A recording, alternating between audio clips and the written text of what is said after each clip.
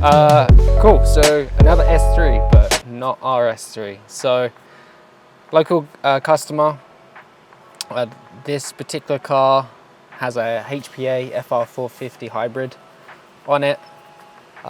It's currently tuned, but customer is not 100% happy with the results that was achieved by another tuner, so he asked us if we could have a look. So we're gonna do the baseline, which you'll see shortly, which is tuned that's on it. I've not even run it yet, so I don't even know what it makes. We'll look at the logs, see what the logs look like, and then we'll flash our file on as a base. We'll chip away and see where we end up.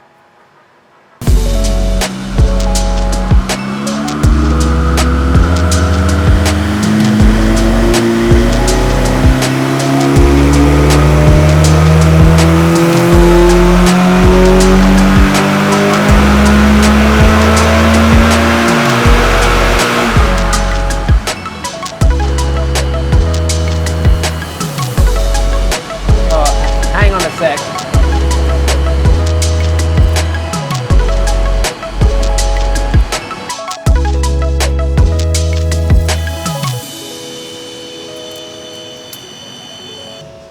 We were, incrementally just turning up the power as we do with our tuning.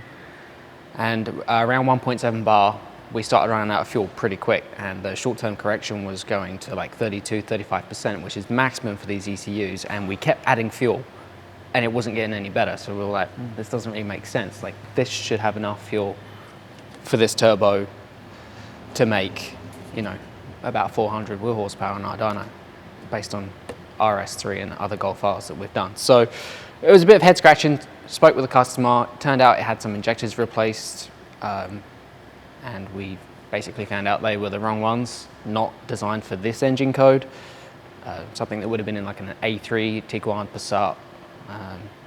So anyway, got the right injectors, installed them, put the fuel map back to stock, and I'm gonna run it, and hopefully, fingers crossed, the short-term correction is like basically close to zero or subtracting fuel. And then we know we're going in the right direction, and then we can start turning up the power like 1.8 bar.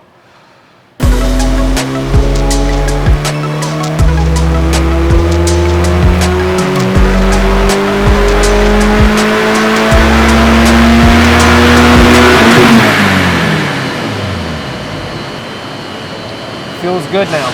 It's pulling fuel, so the solid green and red line is now at 1.7 bar, and then like the dotted line is the chew that it came in on. Yeah. So we improved spool. Obviously the mid-range here is not the same because we run into a fuel issue. Yeah. So we'll work on trying to bring that up. That's torque, this is horsepower. So you see the mid-range here, like the tune it was on was making power, but it wasn't safe. It was adding 32-35%. Right. Trying to keep the car alive. And then peak power is currently the same. Actually holds flat, yeah, which is good. So yeah, so now that we have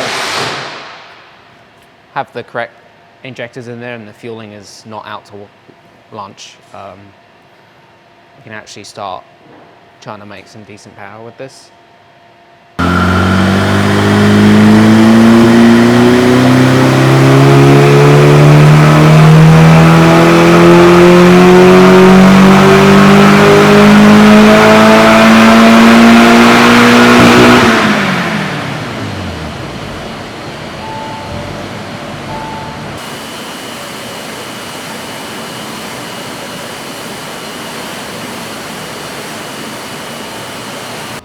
So like the first run was 1.7 bar with a little tweak.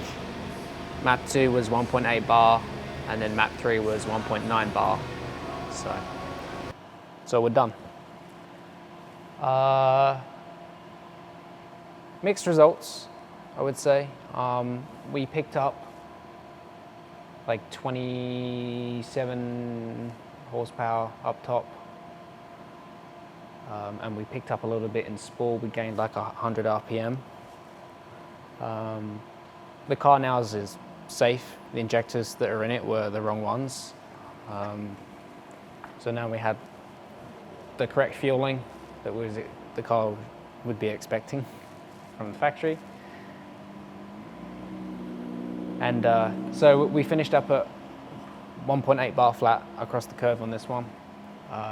As you can see on the graph, there's a little bit of like mid-range loss compared to the tune it came in, but trade-off is it's safer and there's more power up top. So we're octane limited. We can't really push any more. We aim for as minimal ignition timing pull as possible and the car to be safe. It's a daily driver. There's a lot more to tuning than just peak numbers. There's drivability, and he had some issues with the way that the old tune drove, especially the DSG and the pedal mapping. So hopefully he'll enjoy what we've done, and we'll look forward to his feedback.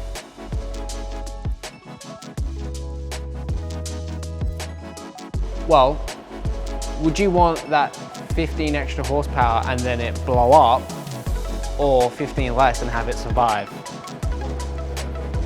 Right, so like it depends what you want.